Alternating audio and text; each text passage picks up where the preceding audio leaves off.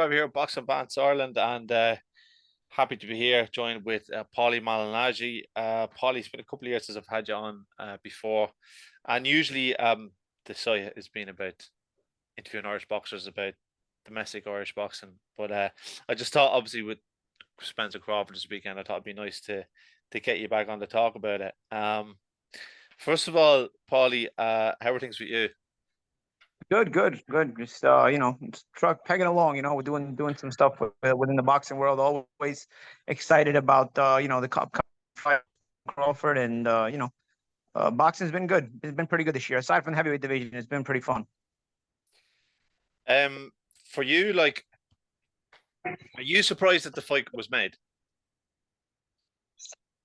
I was at a certain point. I not only didn't think it was going to happen, I really stopped caring about it so much.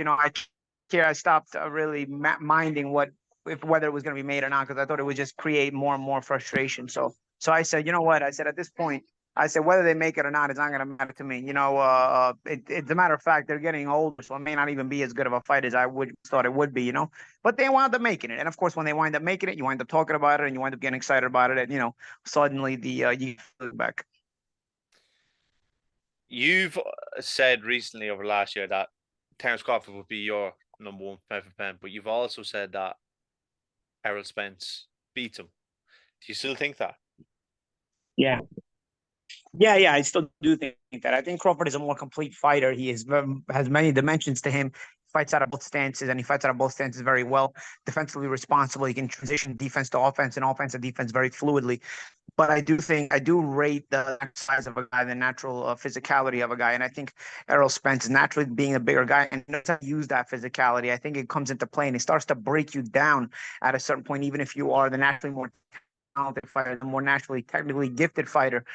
And another thing, they are 36 and 33 at this point. Crawford is 36. One thing from my own personal experience, one thing you hate as you get a little older, when you start getting into that post mid 30s age, you start to hate a fast pace being put on you. You start to hate dealing with a fast pace. When you're younger, you don't mind dealing with a fast pace. But when you're older, it really, really starts to bother you. And once you pass those mid 30s, it really has an effect. And Crawford being 36 years old, and Errol having this very, very fast pace, I think that could be the undoing of Crawford. When something of this type of matchup, it would kind of resonate with a lot of people in, let's say, Mayweather Pacquiao, because you had people who thought that Mayweather win or Pacquiao will win. But in this instance, it seems as it gets closer to fight, like all the bookmakers at the moment in Europe and the US have heavily put on Crawford now, and it seems that a lot of coaches now are starting to side with Crawford. Why would you think that is, that people are starting to side with him? I think Crawford is the guy with the more technical ability. He's more pleasing to the eye. You see him, and he's fluid. He transitions defense to offense, offense to defense, very, very fluidly. He's got a terrific boxing mind. So I think when you see that, you start to more so gravitate to something like that. But people also don't understand what a real uncomfortable pace can do for you. An uncomfortable pace undoes all of that. All of that pretty stuff, all that pretty boxing. What an uncomfortable pace does, it suffocates you, it drowns it, and it starts to make it a little bit more and more irrelevant. As the fight progresses, that's what's going to end up happening. I think Crawford will do well early on, but I think the pace will eventually start to bother him, and I think it'll bring him to a point where he'll start to really, really drown as the fight wears on, because the pace of Spence will get to him, and then as Spence is closer and closer to the body more and physically break him. You mentioned about the body, like Spence is obviously someone who's very well renowned for how well he goes to the body. But you look at someone like Crawford, who obviously, like you said, is so versatile, and there's so many things that he brings to the table. Do you think the body shots will be something that Errol Spence will probably do less, because of the risk involved? Or what do you think? I think early on it'll be more difficult to get to the body because Crawford will be fresh and he'll be more But I think as the pace gets more and more uncomfortable, I think Spence will start to get closer to Crawford and the body shots will start to take effect and he'll be able to go to the body more and more and more. And as well as being able to physically bully Crawford once he's there in that pocket, in that trench. I think early on it's going to be a bit of a chess match, but I think Spence will always be looking to bring the pace. It's just Crawford, I think, will deal with it better in the early rounds than he will once you start to pass the mid to late rounds. Mm. I noticed on your page you shared a video recently of Spence getting hurt a couple of times in on your page. Was that did you read into that at all, or was it more kind of you Um, found it? I don't know. I saw a couple of times early in his Spence's career. He was hurt earlier, and also he has a tendency to lose focus, has a tendency to lose concentration, where he'll like with Ugas, he lost the mouthpiece and just decided to call his own timeout.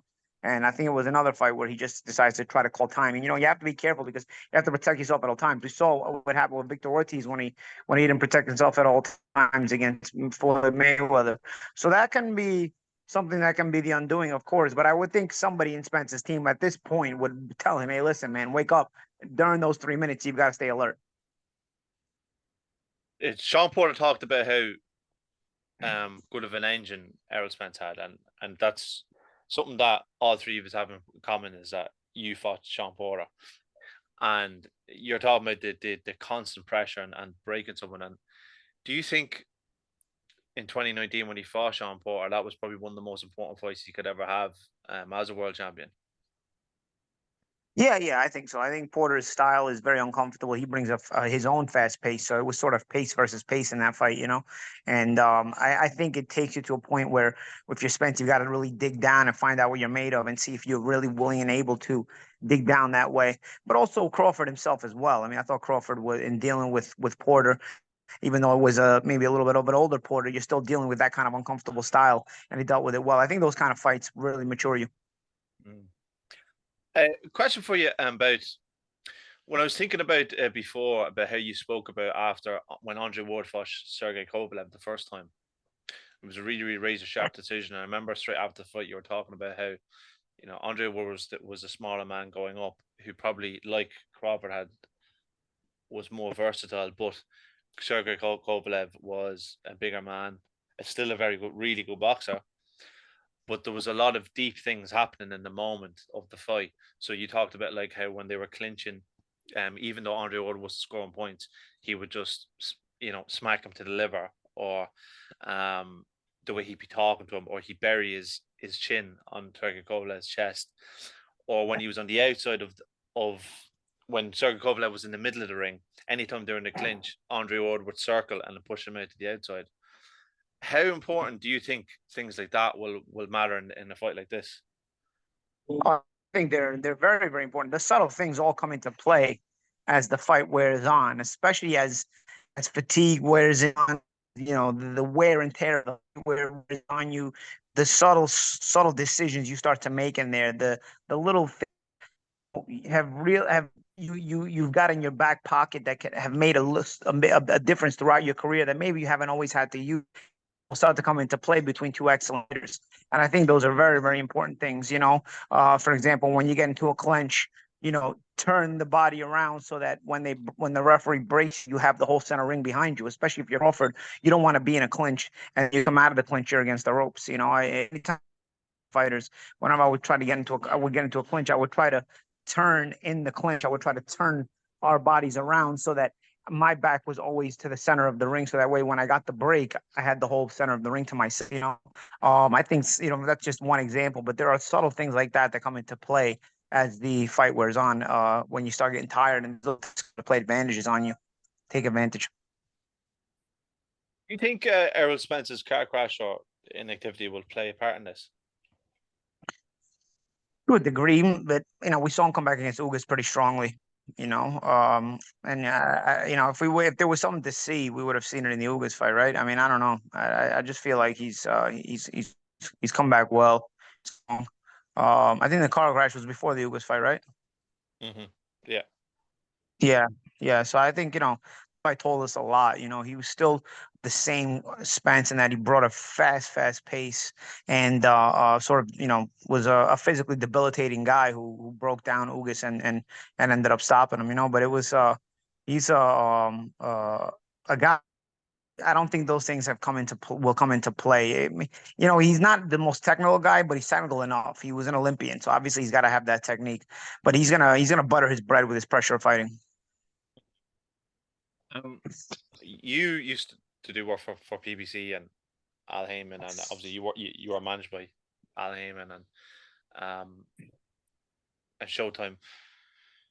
One thing that Victor Conte has been saying lately is that the lack of transparency with some fighters with PBC with drug testing, that Al Heyman, like Errol Spence has said that they've always had VADA testing, but it's not like where other fighters it's being announced on most social media XYZ. Whereas for this fight, it seems that it has been announced. Do you feel now that there's complete transparency, there's drug testing that will have any effect on the fight? No, I don't think drug testing is ever a priority in boxing. I don't think it ever will be. I think that they want these fighters on these kind of drugs so that there are, extremely action-packed fights, where it looks like two action figures are fighting, as opposed to two human beings. So you can, create a fast-paced, high-octane type of fight where a lot of power gets thrown, a lot of guys can, drag it out and go toe-to-toe without really fatiguing and do it. I think those kind of things, they want that because it excites the eyes. It excites, yeah, the fan has to be ignorant to a certain point in order to enjoy this kind of sport, So I think they want to keep the fan ignorant kind of things and just make them drunk with action and the adrenaline of the fight. And I think actually start to eliminate that, So it's not something I concern myself over anymore because when I was fighting, I tried to speak up about it and fix it. And now I'm not fighting, so I if they didn't want to fix it and the fighters don't want to fix it, then especially first and foremost the fighters, nobody speaks out on it among the fighters. So if the fighters don't speak out on it, then I couldn't care less, I'm not risking myself in there anymore. So I don't think there's ever going to be a transparency like that. I don't. I think that's just that's just bluster. And Victor Conti for himself, Victor Conti is a guy who actually loves to call out drug cheats unless they work with him. Then if they work with him, then he leaves them out of the way. Victor's a two-faced rat, because he's actually speaking out against drug testing while being part of it as well. And that's in the very least he's been a part of it, and there's suspicion that his guys have, even the guys that he works with now, have had problems with that. So regardless, that for me, he's not a guy trying to clean up. He's just a guy trying to keep himself in headlines. I think Floyd Mayweather, Andre Ward, names like that, you would recognize them as generational greats. Do you think the winner of this fight goes from a great fighter to a generational great? It's a great question. That's a great question. I think it's in the conversation. I think you definitely have the conversation. Who would be the generational great of this time, right? Would it be Canelo? Could it be, Spence and Crawford? Ward was a generational great, of course, but Crawford joined that. I think there's certainly in the conversation. It depends on how you win the fight too. I think that goes a long way as well. But I think certainly you're in the conversation. So is it fair to say you're picking Spence? I pick Spence in the fight, yeah. I might pick Spence, yeah. And how do you feel? How do you think it comes? I think it comes with a late knockout, late stoppage. I think Spence stops him late. Yeah. Right. Well, I'll have to get myself to the bookmakers then.